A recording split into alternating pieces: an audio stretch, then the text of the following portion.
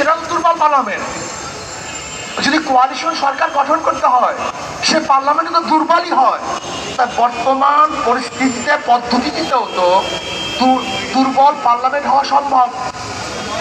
আর PR সিস্টেমে নির্বাচন দিতে বিএনপির আপত্তি থাকারই কথা না, কারণ তাদের একজন উঁচু পর্যায়ের বক্তা বক্তব্য দিয়েছেন, উঁচু পর্যায়ের নেতা বক্তব্য দিয়েছেন যে 90% ভোট তাদের। যদি 90% ভোট তাদের হয় তাহলে তারা আসন পাবে 270-এর উপরে। বাস, তাতে এককভাবে সরকার গঠন করতে পারছে, সমস্যা কোথায়? বরং আর ঝামেলা মুক্ত সরকার গঠন করতে পারবে। পিআরসিসি নির্বাচনের ব্যাপারে তো খোদ বিএনপি বক্তব্য দিয়েছেন। কি বলছেন?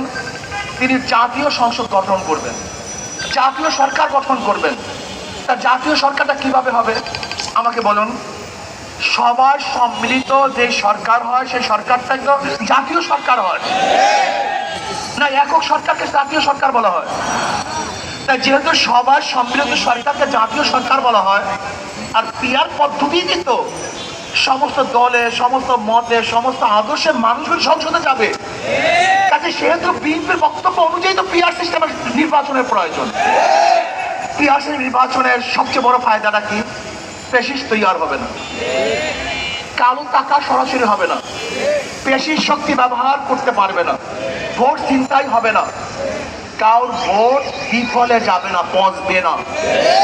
সব দলীয়, সব আদর্শের, সব মানুষের সংসদ হবে, যেখানে থাকবে মুসলমানদের প্রতিনিধি, হিন্দুদের প্রতিনিধি, খ্রিস্টানদের প্রতিনিধি, সেখানে থাকবে ডান বাম সমস্ত প্রতিনিধিরা সেখানে থাকবে।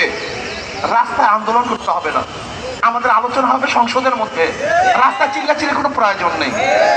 আজকে অনেকেই বলতেছেন যে অমুকের নেতৃত্বে আজকে যুগপৎ আন্দোলন। আমি ওই সমস্ত পত্রিকা সাংবাদিক বন্ধুদেরকে বলবো, সাংবাদিকরা শিখেন যুগপৎ আন্দোলন প্রত্যেকের জায়গা থেকে করে, কারণ নেতৃত্ব করে না। মানে ইসলামী আন্দোলন বাংলাদেশে প্রথম যুগপৎ এই পিআর সিস্টেমে নির্বাচনের দাবি তুলছে। কাজী আমি সাংবাদিক বন্ধুদেরকে বলবো, লিখবেন, বলবেন, তারিখ আমার যেন ঠিক থাকে। পিআর সিস্টেমে নির্বাচন দিতে হবে, এই জাতির দাবি। যদি আপনারা মনে করেন যে ঐক্যমত কমিশনে আপনার সিদ্ধান্ত বুঝতে না পারেন, সহজ কথা, আপনার গণভোট দেন, রেফারেন্ডাম দেন। যদি জনগণ পিআর সিস্টেমে নির্বাচনের পক্ষে থাকে তাহলে আমরা অবশ্যই দাবি করতে পারি।